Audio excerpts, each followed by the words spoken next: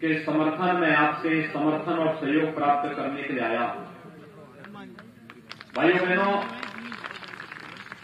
2022 उत्तर प्रदेश विधानसभा का ये चुनाव आज देश और दुनिया की निगाहों में है। एक और 2012 से 17 के बीच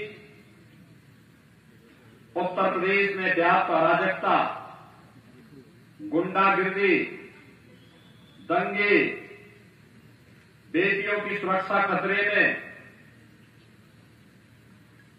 कर्फ्यू के कारण पूरे प्रदेश के अंदर जिस प्रकार की अराजकता की स्थिति थी और अराजकता के कारण व्यापारियों का पलायन एक आम बात जिस प्रदेश में थी, आज 17 से 22 के बीच में इन 5 वर्षों के दौरान प्रदेश वही, तंत्र वही, शासन बदलने से कितना परिवर्तन होता है। क्या उत्तर प्रदेश में कर्फ्यू नहीं लगता, बल्कि यहां पर शानदार कावड़ यात्राएं निकलती हैं। ये वही प्रदेश है जहां बेटियों की सुरक्षा खतरे में थी, बेटियां स्कूल नहीं जा पाती थी। आज वही बेटियां अपने घर में रह करके अपने माता पिता के संरक्षण में स्कूल जाती हैं। आज उनकी सुरक्षा के लिए किसी प्रकार का कोई खतरा नहीं है।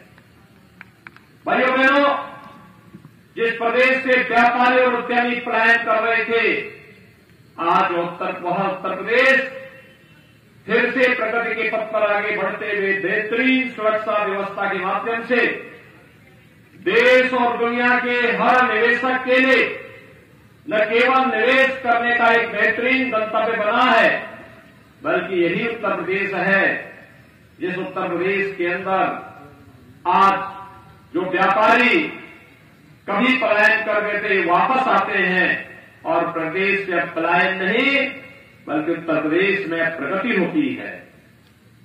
ये बदलाव देश और दुनिया के लिए आश्चर्यजनक भी दिखता है। क्या उत्तर प्रदेश में लोग प्रगति कर रहे हैं?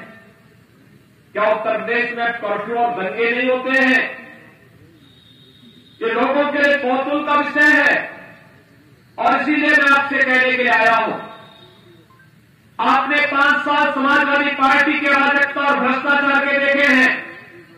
आपने 5 साल विकास और सुशासन की भारतीय जनता पार्टी की सरकार के भी देखे हैं। कोरोना कालखंड में जब दुनिया पस्त है, दुनिया की बड़ी बड़ी ताकतें कोरोना महामारी के सामने पस्त हो चुकी हैं, तब उत्तर प्रदेश के अंदर हम लोग विधानसभा चुनाव का सामना कर रहे हैं। तीसरी लहर आकर के चली भी गई, किसी को पता नहीं। 27 करोड़ से अधिक लोगों को वैक्सीन की डोज दे चुके हैं। फ्री में टेस्ट, फ्री में उपचार, फ्री में वैक्सीन, सबको वैक्सीन।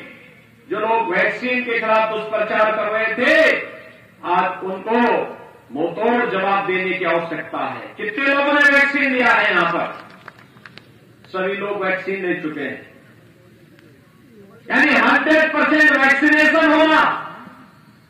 जो लोग वैक्सीन के खिलाफ दुष्प्रचार करते थे, यह की मोदी वैक्सीन है, ये भाजपा का वैक्सीन है।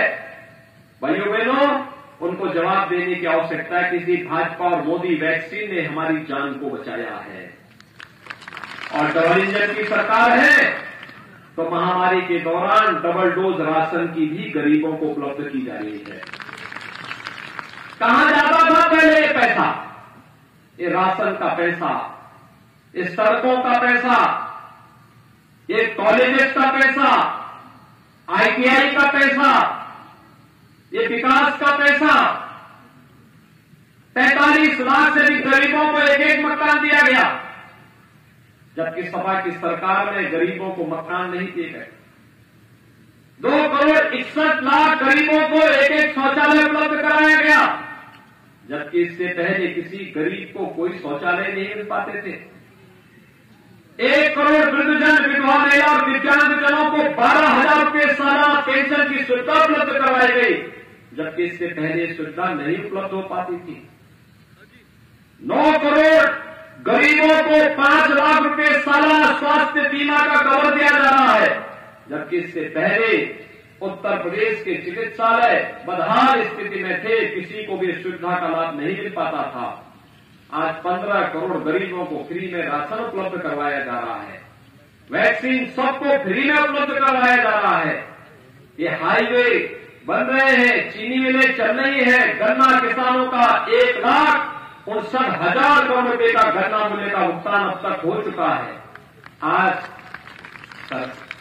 सरकार बदली है, प्रदेश वही, तंत्र वही, कहां से भाजपा के डबल इंजन की सरकार पैसा ला रही है? नियत साफ है, सोच ईमानदार है, काम दमदार है, और दमदार कार्य का परिणाम हर एक व्यक्ति के चेहरे पर खुशहाली के रूप में आ रहा है। पहले ही पैसा इत्र वाले मित्र के घर में चला जाता था, और इसीलिए तो भाइयों बहनों, हम लोगों ने एक हाथ में विकास का पहिया लिया है, हर घर तक विकास पहुंचाएंगे, हर घर तक खुशहाली लाएंगे, और दूसरी तरफ पेशेवर माफिया और अपराधियों के लिए बुलडोजर लेकर के सरकार हमेशा खड़ी रहती है। आज जब यही बुलडोजर चल रहा है, और यही बुलडोजर जब अपराधी और माफियाओं के घरों पर बुलडोजर चलाता है, नोटों की ढेर ढेर गड्डियां निकलती हैं, वही गड्डियों को निकाल करके फिर गरीबों के मकान भी उसी में बना करके खड़े करती जाते हैं। भाइयों बहनों, मैं आपका आह्वान करूंगा, 14 फरवरी को यहां इलेक्शन होने हैं, और इलेक्शन एक निर्णायक स्थिति होगी। उत्तर प्रदेश को हम कहां ले जाना चाहते हैं? आपका एक वोट उत्तर प्रदेश की तकदीर को बदलने में कितनी निर्णायक भूमिका का निर्वहन किया था, आपने 2013, 2014, 2017 और 2019 के अंदर देखा होगा। 2019 में अगर कंवर सिंह तंवर यहां से सांसद बनते तो विकास की प्रक्रिया को और तेजी के साथ आगे बढ़ाने में मदद मिलती। लेकिन आपने 2017 में श्री चेतन चौहान जी को यहां से विधायक बनाया, उन्होंने पूरी मेहनत से कार्य करने का प्रयास किया, लेकिन दुर्भाग्य था कोरोना महामारी के कारण वे असमय हमारे बीच से चले गए। आपने यहां से श्रीमती संगीता चौहान को यहां से विधायक चुनकर के भेजा, उन्होंने अपने स्तर पर प्रयास किया। भारतीय जनता पार्टी ने इसलिए आज आपके सामने एक युवा प्रत्याशी के रूप में श्री देवेंद्र नागपाल को अपना प्रत्याशी बनाकर उतारा। और भाइयों बहनों, श्री देवेंद्र नागपाल आपके बीच में सांसद के रूप में, विधायक के रूप में काम किए हैं, तो कोई नया चेहरा नहीं है। आपने उनके व्यवहार को देखा है, उनकी कार्य पद्धति को देखा है, और इसीलिए मैं आपका आह्वान करने के लिए आया हूं।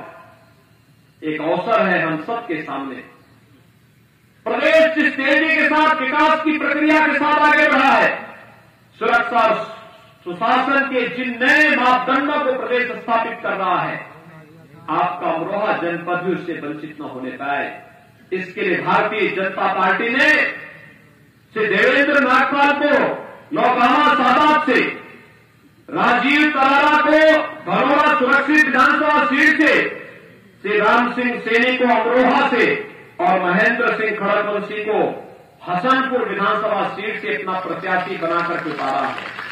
भाइयों बहनों, मेरी आप सबसे अपील होगी, पिछली बार इस जनपद की 3 विधानसभा सीटों पर भारतीय जनता पार्टी का प्रत्याशी चुनाव जीत करके गया था, और इसलिए मैं इस बार कहूंगा, इस बार चारों की चारों भारतीय जनता पार्टी को जिताइए, और विकास ये हमारे जिम्मे छोड़ दीजिए। हम विकास भी करवाएंगे, सुरक्षा भी देंगे, आस्था का सम्मान भी करेंगे, गरीबों का कल्याण भी करेंगे, और विकास के लिए किसी भी व्यक्ति को कहीं गुहार लगाने की आवश्यकता नहीं पड़ेगी। आपके घर तक विकास की योजना स्वयं पहुंच करके आएगी। यही आह्वान करते हुए आज के इस अवसर पर मैं आप सबका आह्वान करूंगा, श्री देवेंद्र नागपाल को भारी बहुमत से कमल चुनाव चिन्ह पर चुनाव जिता करके आप भेजने का कार्य करेंगे। आप सभी लोग सहमत हैं? सभी लोग घर घर जाकर के श्री देवेंद्र नागपाल का समर्थन करेंगे, वोट मांगेंगे, चुनाव के दिन पहले मतदान फिर जलपान के आह्वान के साथ आगे बढ़ेंगे। यही संकल्प है ना, मेरे साथ बोलेंगे भारत माता की, भारत माता की, भारत